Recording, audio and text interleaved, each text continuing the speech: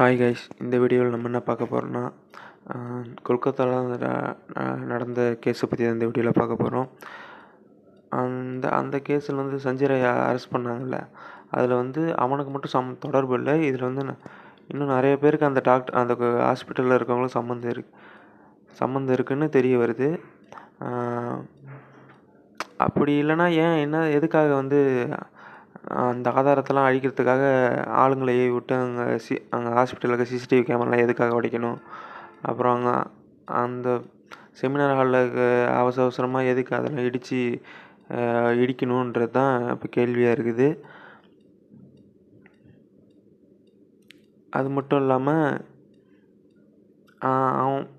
அந்த சம்பவம் நடந்த அடுத்து அன்றைக்கே வந்து எதுக்காக ரிசைன் பண்ணி வேறு ஹாஸ்பிட்டலில் போய் உடனே ஒரு 2 மணி நேரம் கழிச்சு அன்றைக்கே வேறு பெரிய ஹாஸ்பிட்டலில் போய் திரும்பி ஜாயின் பண்ணிருக்கான்.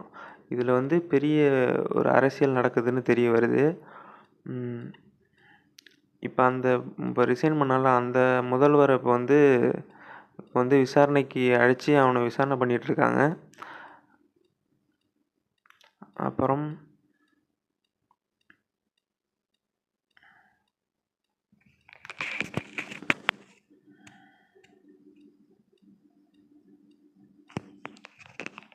இதில் இருந்தே தெரியுது, அங்கே இந்த வெஸ்ட் பெங்காலில் இருக்க ஆளுங்கட்சி இவங்களை வந்து சப்போர்ட் பண்ணுது. இந்த விஷயத்துலேருந்து அவங்கள காப்பாற்றுறதுக்காகவே இந்த விஷயம்லாம் பண்ணிகிட்ருக்கு.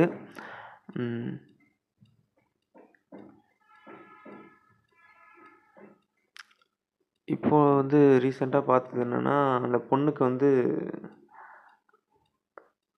டைரி எழுதுகிற பழக்கம் இருக்காட்டுக்கு. அந்த டைரியில் அன்னைக்கு லாஸ்ட்டாக எழுதின வேர்டு என்னன்னா, நான் டாக்டராகி நல்லா சேவை செஞ்சு கோல்டு மெடலிஸ்ட்டு வாங்கணுன்றது தான் அந்த பொண்ணோட கடைசி ஆசையாக இருந்தது. அந்த கடைசி ஆசையும் இப்போ இல்லாமல் போயிடுச்சு. இதுக்கெல்லாம் அவன் தான் சஞ்சய் ராய்ன்றவன் தான் காரணமாக போயிட்டான். இன்னும் பல பேருக்கு தொடர்பு இருக்குன்னு சொன்னாங்களா, அவங்கள எல்லாரையும் அரெஸ்ட் பண்ணிவிட்டு அவங்களுக்கு அந்த பொண்ணு அனுபவிச்சதை விட கொடூரமான தண்டனையை அவங்களுக்கு கொடுக்கணுன்றது தான் இங்கே எல்லாரோட கோரிக்கையாகவும் இருக்குது. அது மட்டும் இல்லாமல் அந்த பொண்ணு எந்த அளவுக்கு கொடுமை